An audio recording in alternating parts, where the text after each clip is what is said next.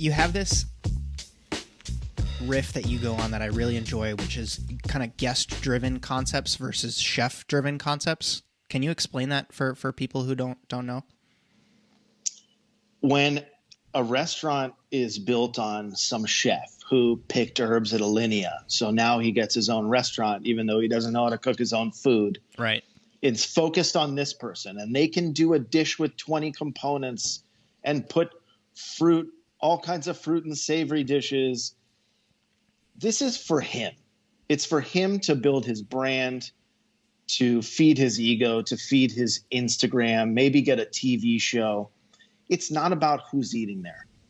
It's about him saying, look what I can do, not what can I give you so you have the best time. You need to make food that someone's going to love eating, not something that is going to get you some kind of viral Instagram dish or get you on a TV show. Sure. And that's the big thing. I like restaurants that are about me, not about their chef. Is there and I'm going to push back because I kind of want to see where this goes. Is it black and white like that? Is there potential for and your answer kind of answers my question, but Sorry. No, it's fine. Just chefs being wanting to have these bigger kind of goals to build out other, I don't know, revenue streams, products that they want to see out in the world, or, you know, philanthropic efforts or whatever. I think that in that way of thinking, do you see it as chefs should just decide to have seasons of their career and not kind of have one foot in one bucket and one foot in the other? No, I think it's good to diversify, and obviously the majority of chefs don't make enough money, and if you could diversify yourself to be able to provide for your family, go ahead. But what I'm speaking of is directly food and service related. When a chef is so into themselves and the shit that they're doing, like I saw an Instagram post like a couple weeks ago, this kid did oysters with figs and raw shallots and squash blossoms. Yeesh. I wanted to throw up, and that was for him. That was for his Instagram. Right. And that wasn't about someone sitting down and eating it going like, wow, this is great.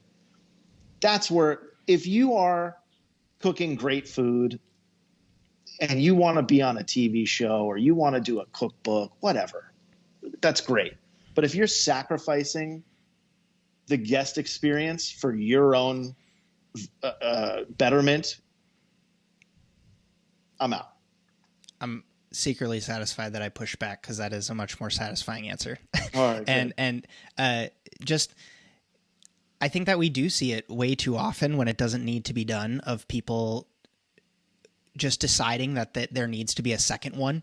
Do you know what I mean? And then and then that completely takes away from either the impact that they can have with the original place where they.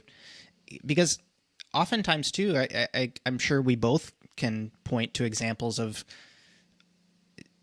professionals who started something with the best of intentions, and then by the time investors get involved and a couple of networks reach out and you start to see your P&L, you know what I mean, develop year over year, these opportunities just kind of look completely different. I mean, the chef I worked for in Norway had an offer to do a restaurant in Dubai with like $100,000 licensing deal just to use his name in the restaurant. And it's just like, when you're looking at numbers like that compared to other things, it's just like, you want to do it in a way that serves the original kind of like outpost, right? In a positive way. But then like none of us can be in more than one place at once. So then something's got to give, you know? Yeah.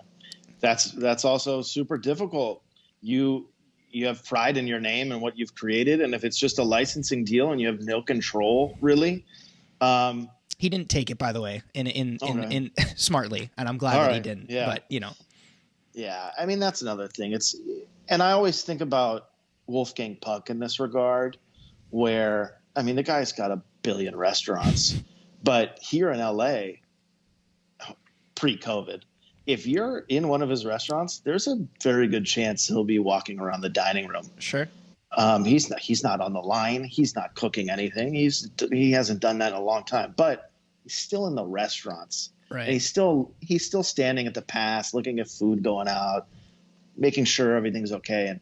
And so many people, when they open their second restaurant, that first restaurant goes to shit. How is it that this guy can have 6 million restaurants and maintain consistency? Sure. And I wanted to make sure that we covered all of these things because I don't think that it gets applauded enough. And I'm so happy that you kind of use the words that you kind of preach out there to bring attention to these things and applaud them when they're being done well. Because if it just gets if the only exciting news from a chef is that they're opening a new place, that's just a recipe for disaster, pardon the pun.